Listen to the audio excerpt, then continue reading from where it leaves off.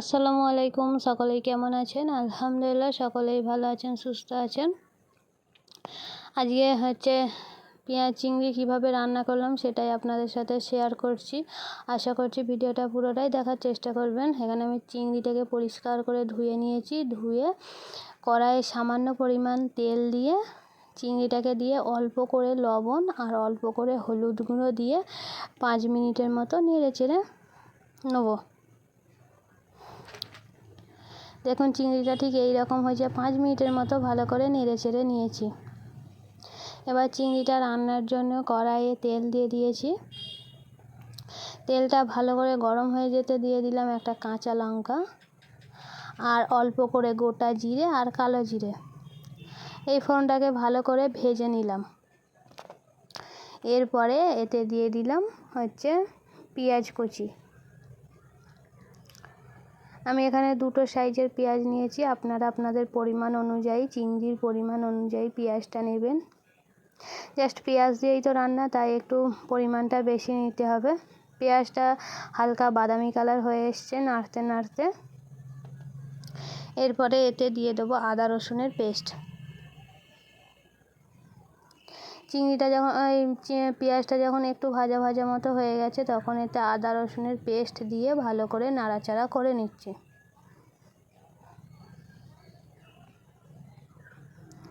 আদা রসুনের পেস্টটা দেওয়ার পরেও 2 থেকে 4 মিনিট ভালো করে নেড়ে চেড়ে নিতে হবে, যাতে আদা রসুনের একটা গন্ধ না থাকে। তাই কিছুক্ষণের জন্য আমি ভালো করে নেড়ে চেড়ে নিয়েছি। এরপরে এতে দিয়ে দিলাম একটা টমেটো কুচি।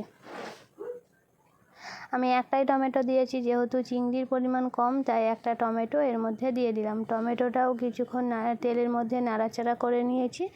এরপরে এতে মশলা অ্যাড করছি, যেমন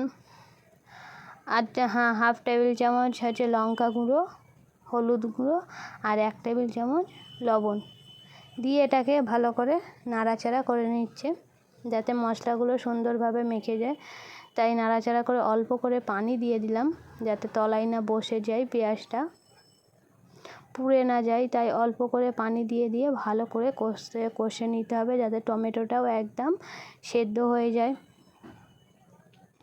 আর মশলা থেকে তেলটা ছেড়ে যায়। তাই যতক্ষণ না তেলটা ছাড়ছে ততক্ষণ চিংড়ি দেওয়া যাবে না। দেখতেই পাচ্ছেন টমেটোটা পুরো গলে গেছে আর মশলা থেকে তেলটাও পুরো ছেড়ে গেছে।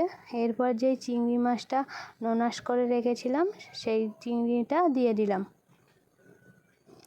দিয়ে চিংড়িটা কিছুক্ষণের মতো ভালো করে কষিয়ে নিতে হবে। একদম খুবই তাড়াতাড়ি, একদম হাতে কম সময় থাকলে চিংড়ি এইভাবে রান্না করবেন, দেখবেন খুবই টেস্টিও হবে, সবাই পছন্দ করে খাবেও। একদম সময় লাগে না, জাস্ট ঘরোয়া মশলা দিয়েই সাধারণভাবে রান্না। তাই চিংড়িটা দিয়ে কিছুক্ষণ ভালো করে কষে নিয়েছি। এরপরে এতে পরিমাণ অনুযায়ী পানি দিয়ে দিচ্ছি। অল্প করেই পানিটা দিতে হবে, বেশি পানি দিলে স্বাদটা ভালো হবে না। তাই অল্প করে পানি দিয়ে এটাকে 5 মিনিটের মতো ঢাকনা দিয়ে রেখে দেবো। খুব বেশি আমি এখানে পানি ব্যবহার করিনি। 5 মিনিটের মতো ঢাকনা দিয়ে রাখার পরে পানিটাও পুরো ফুটে গেছে আর পানির পরিমাণটাও কমে গেছে। এরপরে এতে দিয়ে দিলাম ধনিয়া গুঁড়ো আর দিয়ে দিলাম জিরা গুঁড়ো দিয়ে এটাকে ভালো করে নেড়ে চেড়ে 2 মিনিটের মতো রেখে নামিয়ে নেব। দেখতেই পাচ্ছেন কত সুন্দর হয়েছে। আপনাদের এই রেসিপিটা কেমন লাগলো অবশ্যই কমেন্ট বক্সে জানাবেন।